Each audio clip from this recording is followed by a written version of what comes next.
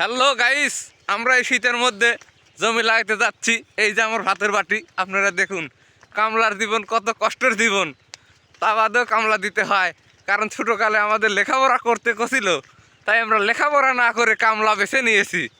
তাই আমাদের কপালে আজ এত দুঃখ, শীতের মধ্যেও কামলা দিতে যেতে হয়, না গেলে গাল শোনা লাগে বাড়ির থেকে, তাই নাকি? এই যে দর্শক সবাই আসতেছে এখন আমার পিছে পিছে, এই কোষের মধ্যে আমার নিরীহ মানুষ পেয়ে এই যে আগে দিয়েছে, তাই আমি পাগলের লাইন আগে হেঁটে চলে যাচ্ছি। আপনারা এই যে দেখুন কত কষ্ট করে যাচ্ছি আমি, দুইমুরা শস্যের ভুঁই মধ্যে দিয়ে আইল, তাই এখন চলে যাচ্ছি। এই যে দেখুন সামনে একটা মেশিন চলিচ্ছে, এই শীতের মধ্যে যাই ডুব দিতে পারবে তাকে 500 টাকা দেওয়া হবে।